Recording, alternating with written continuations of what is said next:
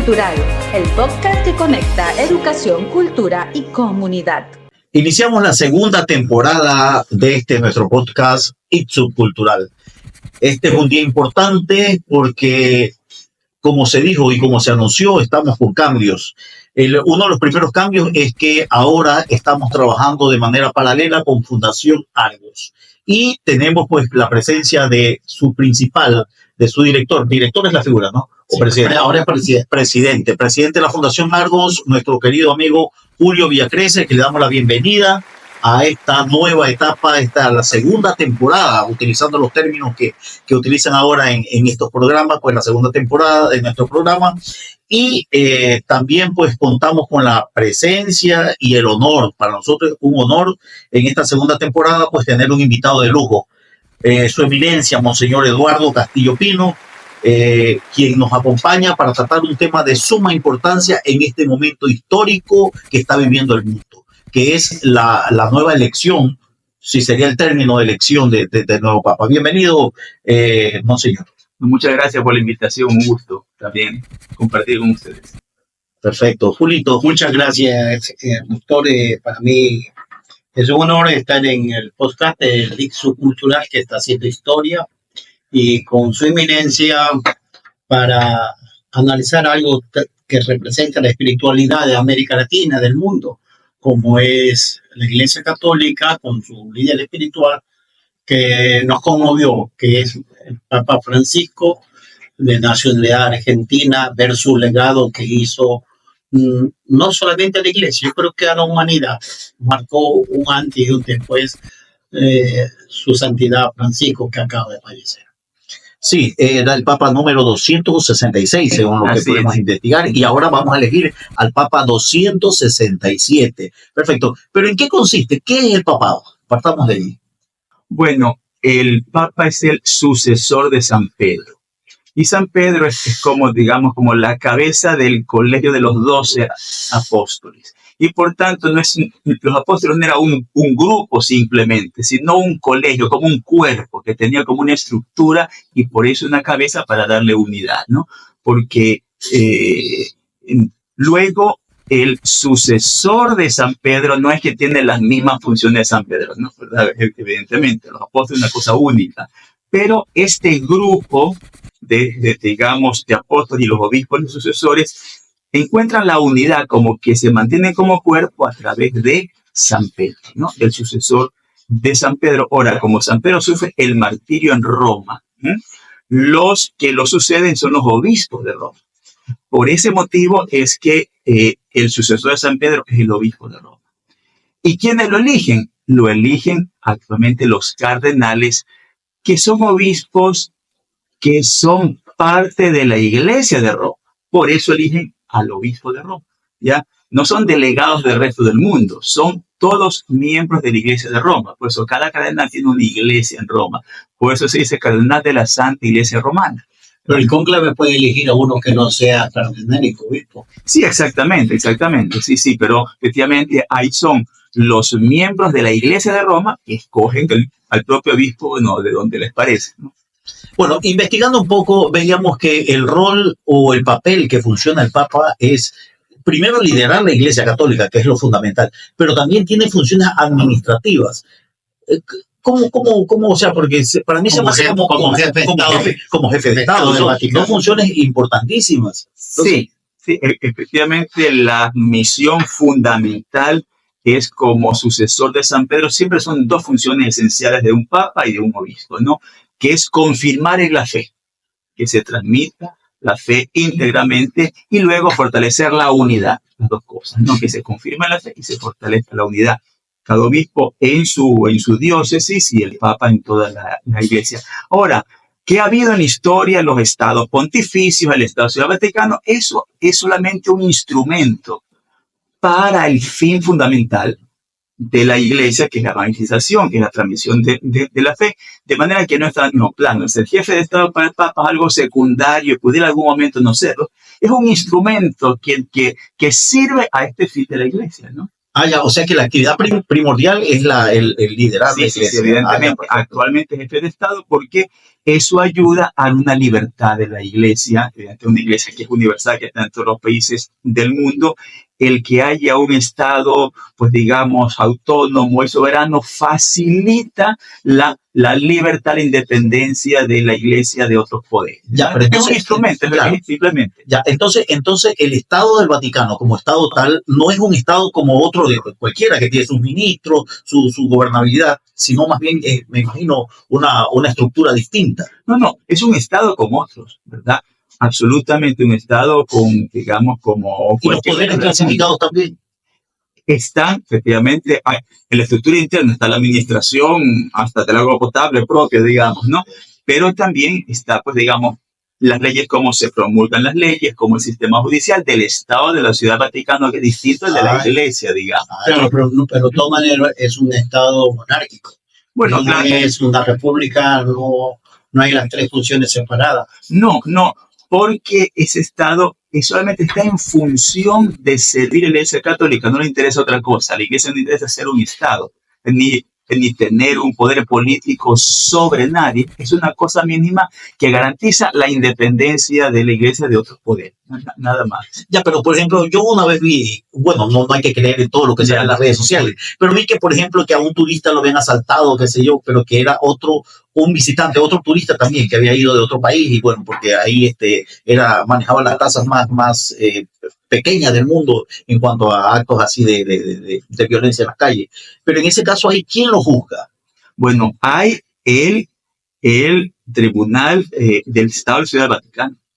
Si se comete un delito ahí, es la justicia de ahí, la justicia pública de ahí, ¿verdad? E incluso pues una cárcel, digamos, propia para delitos que se cometan ahí, que no son delitos que tienen que ver con lo religioso, sino delitos públicos, digamos, pero de ese lugar. Exactamente. Estuvo por eso un cardenal, pues que ahora quise intentar ir al cónclave. No estuvo preso, digamos, fue juzgado claro, especialmente por el Tribunal de la Ciudad del Vaticano, eso sí, ¿verdad? Porque se consideraba que digamos, como era en ese tiempo miembro de la Secretaría de Estado, ¿no? Que fue una operación de compra y venta de cosas, y eso tuvo que aclararse, pero no estuvo preso, digamos, no se condena, digamos, no hubo, fue el cuestionamiento por eso, ¿no? Bueno, entonces, ¿cuáles serían entonces las principales responsabilidades del Papa? Bueno, la principal responsabilidad, como lo digo, es confirmar en la fe. Y por eso viene la enseñanza y por eso vienen las encíclicas, los documentos, es decir, pues siempre la misma fe, pero las épocas cambian, entonces hay que hacer acentos por un asunto, recalcar otro aspecto, insistir en una cosa, aclarar, ¿no? Reunir tal vez para que se fortalezca esa unidad en la fe. Eso es lo principal, la enseñanza es lo principal del Papa. Y también una iglesia tan grande y tan diversa, por lo tanto, tiene la misión de mantener unidad dentro de esta grandísima diversidad. Entonces, esa es la función principal, ¿no? El que sea jefe de un Estado es porque se ve que actualmente eso puede ser de ayuda para el otro, pero nada más. En los 12 años de pontificado de Francisco, ¿qué fue lo que más enseñó? ¿Cuál sería para usted el legado educativo que dejó a la humanidad? Bueno, ciertamente nunca se puede reducir a un solo aspecto, ¿no? No, yo sí, pero puede decirse varias cosas, ¿no? Él era jesuita. Eso es importante. ¿Usted lo conoció cuando era provincial del jesuita? No, él visitó justamente, yo soy originario de Guayaquil, y él visitó las distintas obras jesuitas del país en ese tiempo. Así me dicen que estuvo estuvo acá en Cristo Rey. Él visitó los distintos también centros educativos de los jesuitas porque quería, como provincial de la Compañía de Jesús de Argentina, enviar a los jesuitas información por unos 2 años, hacer pasantía, digamos, acá, y escogió el de Guayaquil.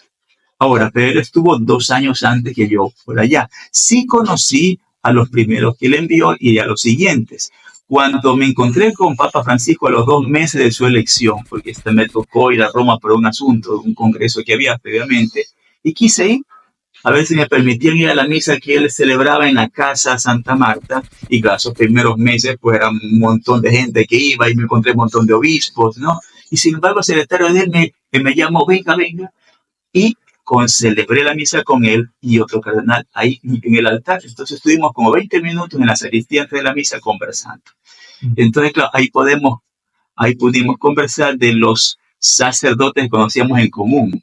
Por ejemplo, fue muy fluida, muy interesante. Entonces, Papa Francisco estuvo aquí en Portugués. Sí. Así es, eso es verdad. ¿En qué año más o menos? Eso el año 77, 78. ¿no? Tiene que haber registro del padre Mendoza, registro fotográfico, porque el padre Mendoza todo graficado. Puede ser, pero muy poco. Él siempre fue muy poco a los medios. Luego, como papa, cuando se transformó, pero él no veía televisión, él casi no había fotos, casi no había entrevistas. Entonces, por eso parece que pasó desapercibido, pero estuvo acá y recorrió y todo eso. Sí, así es. Pero volvamos al legado. Bueno, sí. Sí, bueno, las funciones de papa son esenciales, porque recordemos que la parte central en los evangelios de la misión de San Pedro es cuando el Señor Jesús pregunta, bueno, ¿qué dice la gente que soy yo? ¿Verdad? Porque todos predica, hace milagros, bueno, ¿quién es?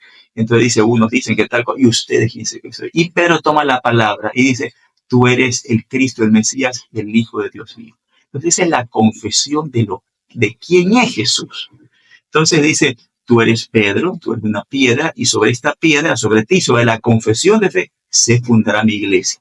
De manera que tienes la misión de confirmar en esta fe a tus hermanos. Entonces, claro, esa misión de confesar quién es Jesucristo y de la fe en Jesucristo, que es la piedra que une a la iglesia, es una responsabilidad universal del Papa. Eso es lo principal que se le pide, ¿no? La predicación, el confirmar en la fe, el aclarar la fe. Luego esas visitas en todo el mundo, todo eso ciertamente fortalece también la unidad. Y también, pues, vincula a los unos y los otros, porque actualmente pues, cristianos en Indonesia, cristianos en Sudán, digamos, en Estados Unidos, están distintos, pero esas visitas también actualmente y con tantos medios de comunicación, vincula también a los mismos católicos, ¿no? De manera que la misión de esas dos, ¿no? La de confirmar la fe y fortalecer la unidad, ¿no? Bien, veíamos ahora en los medios de comunicación que quienes van a elegir son los cardenales, ¿no es cierto? Los cardenales que están asignados. Pero entonces, la pregunta era ¿quién los elige a esos cardenales y cuál es el proceso? ¿Cuáles son los indicadores de pronto que hacen para que el Papa mismo elija a los cardenales? Bueno, los cardenales son elegidos libremente por cada Papa. Ciertamente hay la costumbre de que trabajen varios de ellos en mismo Roma, porque los cardenales que hacen ayudar al Papa en el gobierno de la Iglesia de todo el mundo. Pero se rompió la tradición que por lo general el cardenal del Ecuador era el primado de Quito. Y esta vez eligió por primera vez al arzobispo de Guayaquil. Han sido 6 los cardenales y solamente 3 han sido arzobispos de Quito, o sea que no era la tradición. Pero Bernardino Echeverría ya fue simbólico, los otros cardenales. Bueno, es que digo que solamente a 3 arzobispos de Quito han sido de los 6. ¿Por qué? Porque ciertamente Bernardino Echeverría no fue, tampoco ahora el actual Luis Cabrera, ni tampoco fue cardenal Vela porque ya había dejado de ser arzobispo de Quito. Claro. Entonces, de los 6, 3 no votaban tampoco en el cónclave. Sí votó. El cardenal Vela votó en el cónclave. Pero también era Quito, ¿no? Guayaquil y Quito. Guayaquil y Quito, efectivamente, entre todos han sido sí. Eso sí. También era jesuita el cardenal Vega. Muñoz Vega, sí. El cardenal Vela, que fue él no era jesuita, digamos. Sí, Muñoz Vega, que fue el segundo cardenal del Ecuador. Sí, el de ahora es franciscano. El ahora es franciscano. Sí. Usted es secular, ¿no? Sí. Pero nunca tuvo vocación por la vida religiosa. Bueno, yo desde el comienzo yo opté por el camino, digamos, de la diócesis diocesano, que es como quien dice el servir a la iglesia en la propia diócesis en la que uno está, digamos, como el clero que sostiene la misión de la iglesia en en ese lugar, ¿no? Hablemos de la encíclica. Sí, Hizo historia, Monseñor, por la primera encíclica de carácter ambientalista, ecológica, la primera. ¿Qué impacto ha tenido hoy día esa encíclica? sí, esa fue su segunda encíclica, tuvo 4 encíclicas. Bueno, la primera a 2 manos, como es Papa Exactamente, Benedicto. exactamente, sobre la fe, porque era el año de la fe, y digamos, la Lumen Fidei, la luz de la fe, porque a veces se piensa que la fe es aceptar cosas que uno no comprende cuando la fe nos permite ver más la realidad, pero eso es otra cosa. Entonces, efectivamente, la segunda fue sobre el cuidado de la casa común. Él lo ponía así, en ese sentido. Muy interesante, digamos, pues, muy elaborada. Yo la he estudiado y la he expuesto. Claro que Papa Benedicto, en la encíclica social que había sacado, que se llamaba Caritas in Veritate, la caridad en la verdad, un capítulo había dedicado sobre eso. Y en la misma idea central que ya estaba en la de Benedicto, que era que el cuidado de la casa común, del ambiente, del mundo, según cómo se trate eso, se va a tratar al ser humano. Y de cómo se trata el ser humano, se va a tratar o maltratar o tratar bien. Y eso desarrolla muchísimo. Por eso lo llama casa común. No es simplemente nosotros y el ambiente natural, pues sino pues digamos, el descartar la naturaleza y el abusarla también ha producido descarte y abuso y marginalidad a la gente. Como se produce basura, también se produce basura en las personas. Pero usted cuenta esa encíclica, va a pasar historia como renovar paz en Inglaterra. Bueno, ciertamente esa puede ser la más característica. Luego vino esta de la fraternidad humana, ¿no? La Fratelli Tutti. Esa fue la última. Esa fue la tercera, porque luego ha habido una cuarta que es sobre un tema más religioso, es el corazón de Jesús, ya la devoción al corazón de Jesús. Interesante que es el mismo corazón que García Moreno lo consagró al Ecuador. Exactamente, ¿no? Entonces, pues, esa es la cuarta en sí, una crítica como más espiritual. Yo pienso que él quiso como cerrar su pontificado de esta manera, ¿no? Abriéndolo con este tema de la fe, luego con esto, ¿no? Pero ciertamente la Laudato Si es interesante porque es una visión no científica, aunque pues no sapiencial, ¿no? Une el aspecto de la fraternidad, sin estos aspectos que son no solamente la contaminación o la destrucción ambiental, sino lo que eso implica espiritualmente, ¿no? Porque, una encíclica profética. Sí, sí, sí. Porque una cosa que me recuerdo que cuando la leía, la estudiaba un poco para exponerla, él, interesante, reflexionaba sobre el concepto de basura. Decía, basura es un desecho que queda acumulado. Eso no hay en la naturaleza. En la naturaleza no existe la basura. Todo se regenera. Entonces, ese debe ser el modelo para nuestra industrialización y también la sociedad misma. No es que existe seres humanos que son basura, que son consecuencias y se van acumulando ahí. Todo tiene que ser justamente, todo ser de beneficio. Entonces, ese concepto de basura es negativo. ¿Ya? Eso es una idea que tal vez no lo he encontrado yo. ¿Ya? Para nosotros es normal coger una cosa y botar y que se acumule, o que se mande en otras partes y ya verás qué se hace con eso. Pero ese concepto de tomar la naturaleza, creación de Dios, como un modelo de la cultura que es nuestra creación, es interesante.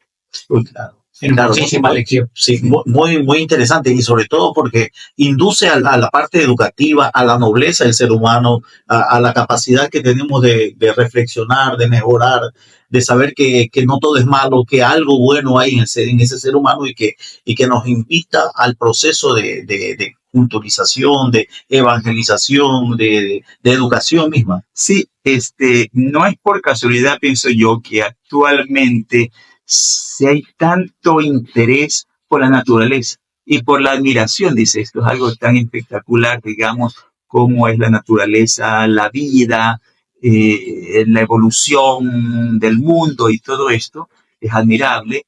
Y como que bueno, tenemos que aprender de esto, porque tal vez antes se pensaba que era progreso el eliminar la naturaleza. Vean cómo ya no hay estos selvas, en cambio ahora hacemos unos edificios lineales, cuadrados, etcétera. Cuando ahora vemos que en cambio tenemos que integrarnos en la naturaleza. Y el área verde y, digamos, y lugares de encuentro común, eso es como imitar la naturaleza. Y eso genera justamente esa intuición de compartir, porque en la naturaleza compartimos el aire, el agua, mientras que esto de mi espacio propio, distinto al tuyo y el muro, ¿ya?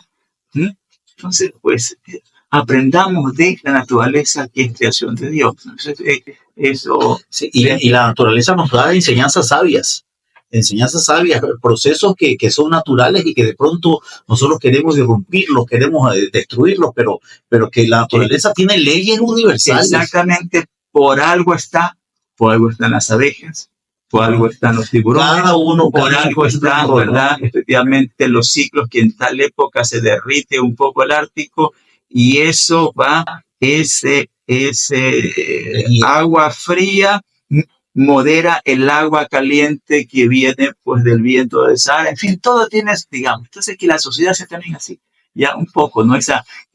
Y por eso luego de esta encíclica Laudato Si sobre la casa común viene, oiga, la tercera, que es la siguiente, que es sobre todos hermanos, ¿verdad? Porque el modelo de esa realidad natural, digamos, viene el modelo de cómo tiene la sociedad armónica y sin descarte humano, así como ver el descarte de la basura, de manera que es como una sabiduría hacia esta sociedad actual.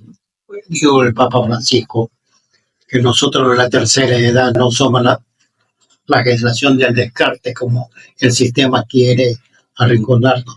Él destacó muchísimo eso, siempre habló muchísimo a veces de los viejos, como dicen los argentinos, ¿no?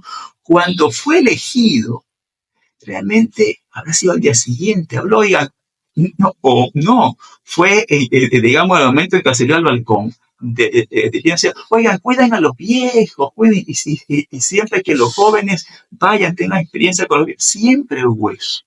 Es interesantísimo eso, porque él consideraba, no pueden ser descarte, porque no puede haber algo que se acumule, que tiene que la sociedad vivir de eso, que sean partes que se comparta la sabiduría y en su exhortación apostólica, que no tiene rango de encíclica, pero es un mensaje también sobre la familia y esto, la Amoris Laetitia, sobre el amor en la familia.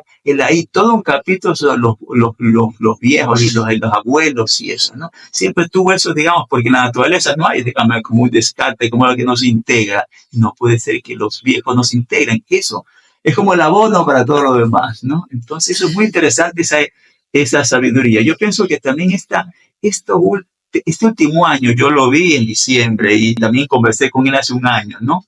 Y le comenté la situación de violencia que estamos en el país también. Había habido en Mantes ese atentado a una iglesia justamente. Entonces, pues, él yo pienso que vio esta importancia de esta dimensión de mostrarse así, cierta vez renunciaba, decir, bueno, quiere decir que debo ser descarte. Y no, pues, ¿verdad? Todo lo valioso que fue eso. Y eso es tan incomodador para los católicos que el día de la Pascua, oiga, él sale y da la bendición a la ciudad. Eso conmovió. Y da la vuelta unas horas antes de morir. Realmente eso casi muere. No, es impresionante. Para nosotros en la Pascua, la resurrección es muy conmovedor para nosotros. Son señales, ¿no? Sí. Son misterios de la divinidad de esa situación. También me conmovió mucho el Domingo de Ramos cuando sale con la marcha que pone la Orquesta del Vaticano de la Pasión según San Mateo de Juan Sebastián Bach, la parte final que dice descansa, Señor. Claro que era la orquesta. Y en otra entrevista le había dicho que esa era una de las músicas sacras favoritas, compositores sacros. A Bach como que le dan gusto, la emoción de eso. Bueno, monseñor, una pregunta, disculpa. ¿Será que a él le anunció la muerte? Bueno, esto, digamos, porque todo lo que hizo, lo previo que hizo, fue como decir, bueno, ahora sí un final. Él marcó un final. Fue una situación muy difícil, la situación de salud que se le dio, ¿no? Tan dramático, y tuvo dos momentos muy graves y el hecho que se haya él no debía salir. Le habían dicho que tenía que estar 2 meses totalmente recluido con los 2 secretarios, con los 2 médicos y nada más. Oiga, y preguntó, ¿pero puede salir? Bueno, y salió, digamos, pues para Y dice Pascua, que ¿no? insistió en salir en el Papa Móvil, ¿no? Sí, en salir, efectivamente, él mismo. Bueno, pero yo pienso que es parte de su sabiduría. Yo iba a señalar, él es jesuita. ¿M? Y los jesuitas, digamos, la espiritualidad del propio Dios son los ejercicios espirituales de San Ignacio de Loyola, que es esa especie de retiro espiritual a lo largo de una semana, de un mes, que se trata como de rectificar la intención, purificar el corazón, de la sinceridad con uno mismo, de decisión sobre la propia vida, como decía Ignacio, de ordenar la propia vida. Entonces, su pontificado siempre trató de hacer como los ejercicios espirituales a toda la iglesia y todo el mundo, ¿no? De siempre apelar a la conciencia.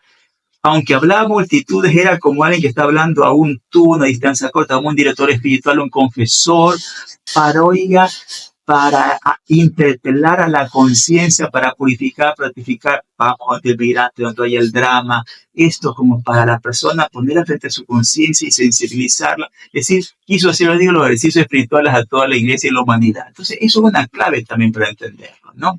Digamos, y por eso López decía que la superficialidad, que digamos, que la vanidad, que la exterioridad, que eso es lo más contrario a la sinceridad con uno mismo, ¿no? Entonces, pues, esta encíclica Laudato Si sobre la casa común, la ecología, sobre la fraternidad humana, tantos conflictos, tantas rivalidades, y el enfocar al corazón de Jesús, que es el alma de Jesús, por tanto, la conciencia de Jesús, es, oiga, poniendo delante nuestro, ¿quién le dice su conciencia frente a esto, no? Un poco ese es Papa Francisco, su modo de ser, ¿no? Y el carácter sinodal de la iglesia. Bueno, efectivamente, él lo que veía en este mundo, había como mucho conflicto. Él hablaba, si lo habrán escuchado y nos lo dijo los obispos del Ecuador, cuando hicimos la visita límina, que era la visita que hacen otros obispos de un país cada tantos años. Y lo dijo y lo he encontrado, eso que he dicho muchas veces, que estamos en la tercera guerra mundial por etapas, por capítulos. Entonces, tantas rivalidades,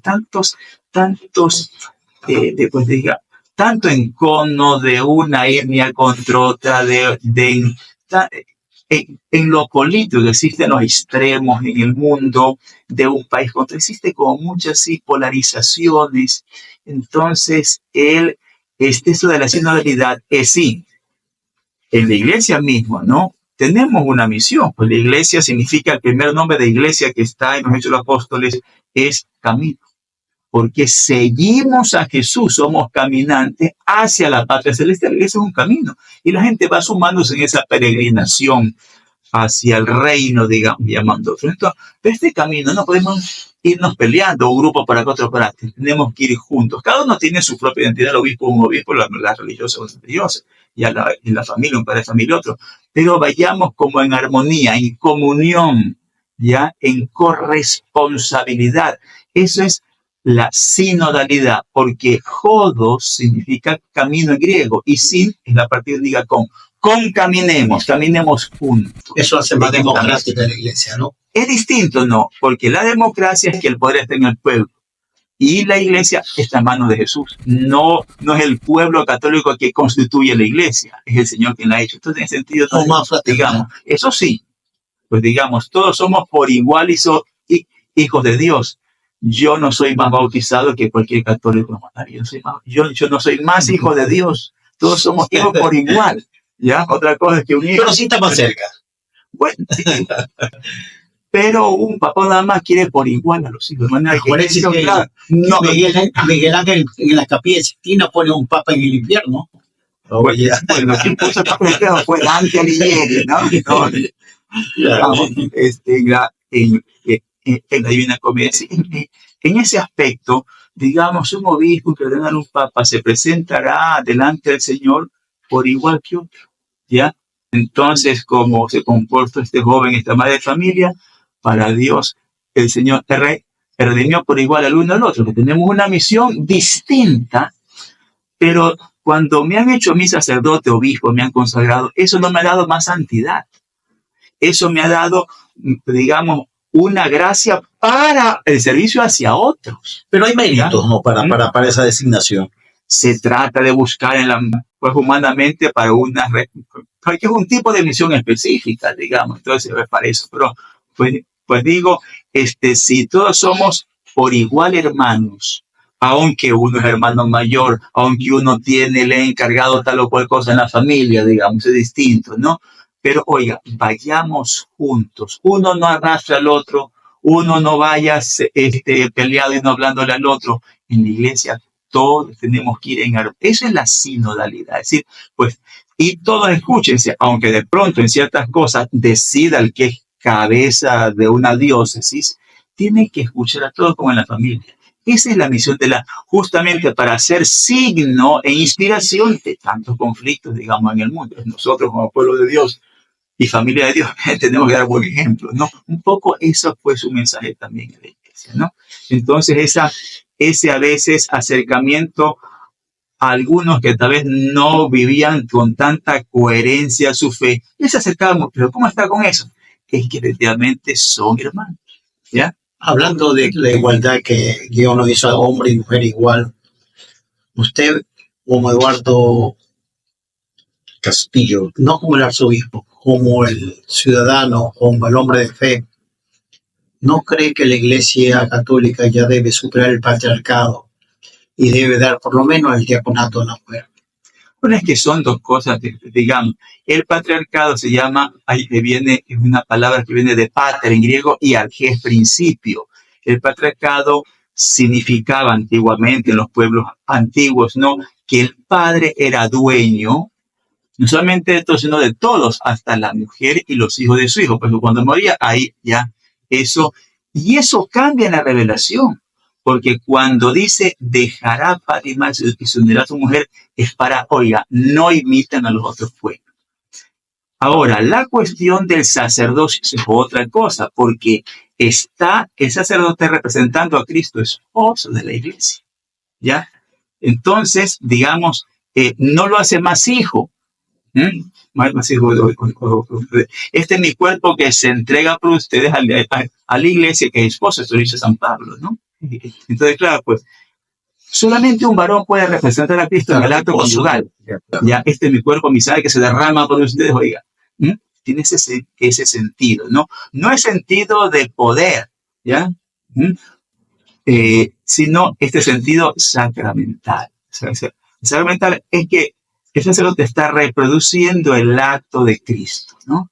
¿Ya? De manera que si se ve como administrativo, como acto de poder, bueno, ahí sí. ¿Ya? Bueno, Francisco avanzó en eso, nombrar a una monja secretaria de la presidenta de la congregación de Picatelli. Sí. Pero incluso la hizo una como gobernador del Estado de la Ciudad del Vaticano. También, pero no la primera vez, ya cuando se creó el Vaticano, hace un siglo, fue un laico que fue el gobernador. ¿Sí? Porque es un Estado, entonces, porque debe ser un obispo, un sacerdote, ¿no? Entonces, pues, habían sido obispos. Pero lo interesante es que fue una mujer que de las congregaciones de las... en la administración del Vaticano como tal también entran laicos. Porque está el Estado, un Estado, digamos. Entonces, el gobernador del Estado del Vaticano es el que se encarga, no sé, pues, digamos, de la administración y de los servicios públicos y de todo eso. Es como el alcalde, digamos. Bueno, entonces, en conclusiones, sí, usted no está de acuerdo con que la mujer tenga el diaconato peor el sacerdocio. No, es que el significado es del Cristo como esposo. Eso no se puede. Bueno, esa es su interpretación, ¿no? Porque hay otras confesiones cristianas, como la iglesia anglicana y la iglesia luterana, que ya han dado el sacerdocio, ¿no? Exactamente, porque tiene un concepto diferente de la Eucaristía, ¿ya? No, la iglesia luterana con la católica son iguales. No. La esencia real de Cristo sí, pero en el sacramento de la Eucaristía, para ellos es la cena que se comparte, digamos, pero para la iglesia católica no solamente cena, sino que es el acto de entrega de Cristo. Ellos le llaman también sacrificio, ¿no? Sí, un sacrificio espiritual, digamos, ¿no? Entonces, no, presencia real en la cena. Sí, pero es presencia. Ahí está lo teológico, digamos. Ellos consideran que... Ellos llaman sustación y la iglesia católica transustación. Sí, pero consideran que es cuando se reúnen y está la fe, está presente, ¿ya? Es decir, la reunión de los fieles hace presente al Señor. Y en este caso decimos, no, porque el Señor está presente, vamos donde Él. O sea, no es exactamente, si no, estaríamos ya plenamente, qué maravilla, digamos, por la misma confesión. Bueno, está abierto el debate. Yo creo Bien. que Francisco abrió el debate. Para terminar este interesantísimo, de verdad que reitero, es un honor tenerlo. Y muy enriquecedor. Y muy enriquecedor y al menos yo voy nutrido, muy nutrido. En resumen, ¿qué significa o si tuviera que dar una definición del Papa Francisco, cómo lo definiría?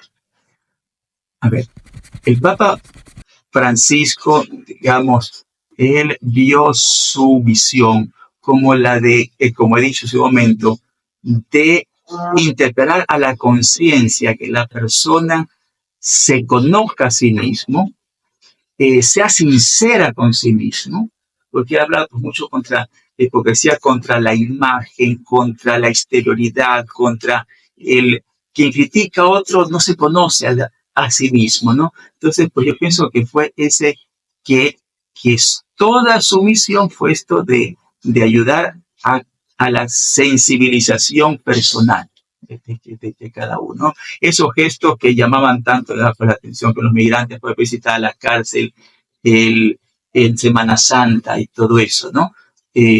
Eso, ¿por qué lo hace? Porque a veces en Semana Santa uno piensa en otras cosas, digamos, pero por un poco la esencia.